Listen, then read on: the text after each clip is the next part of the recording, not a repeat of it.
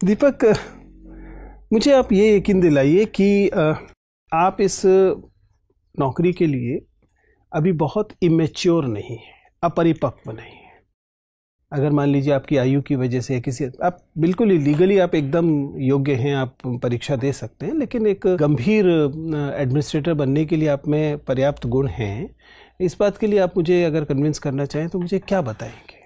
Sir, जहाँ तक मेरा मूल्यांकन मेरे माता पिता और गुरु ने किया है उनके मैं केवल मैच्योरिटी के मापदंड से जानना चाहूँ, परिपक्वता आपके अंदर आ गई है, इसे बताने के लिए आप क्या बात बताना चाहेंगे?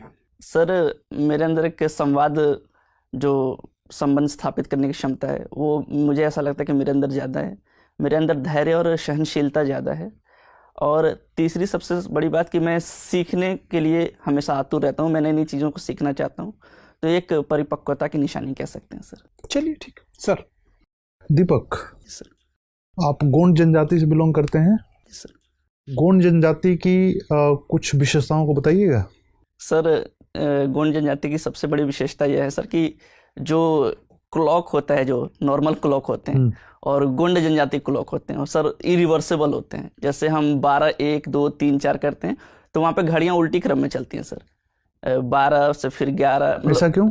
सर, ऐसा पीछे एक साइंटिस्ट रीजन माना जाता है कि जैसे पृथ्वी के घूर्णन करने की परंपरा है जो पूर्व से पश्चिम की तरफ चलती है, तो पृथ्वी किधर चलती है सर? क्लॉकवाइज जो चलती है, जो मतलब कि पृथ्वी क्लॉकवाइज चलती है सर, सॉरी, एंटी क्लॉकवाइज चलती है सर। मुझे इसके बारे में अभी पूर्णतः जानकारी नहीं, लेकिन पृथ्वी के घूर्णन की दिशा में उस क्लॉक को डिजाइन किया गया है सर। अच्छा, ये बात है। गोंड जनजाति मतलब एस्ट्रोनॉमी को लेकर बड़ी विकसित मानी जाती रही है। क्या कोई योगदान है, कोई योगदान है एस्ट्रोनॉमी में, खगोल शास्त्र में? हाँ, सॉरी सर। अच्छा, इसके बारे में। गोंड जनजाति रावण की पूजा करती है? हाँ सर। ऐसा क्यों? सर, मुख्यतः ये मंदसौर के इलाके के जो गोंड जनजाति है वहाँ पे सर रावण की पूजा की जाती है।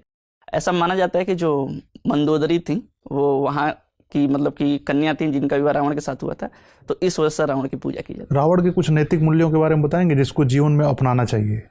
सर, रावण ने भले ही एक स्त्री का हरण किया लेकिन बिना उसकी अनुमति के उसे छुआ तक नहीं। ये उसका नैतिक मूल्य का सबसे बड़ा उदाहरण है सर। मतलब अपहरण कर लो, छुओ मत? नहीं, अगर उसका वश चलता तो वो अपहरण करके कुछ बलपूर्वक कार्य भी कर सकता था, लेकिन उसने अपने संयम को दिखाया। तो इतना ही नैतिक था तो उसको पूछकर ही ले जाना चाहिए था कि चलना चाहती हो कि नहीं? जी सर, जरूर ऐसा करना चाहिए था। कुछ और?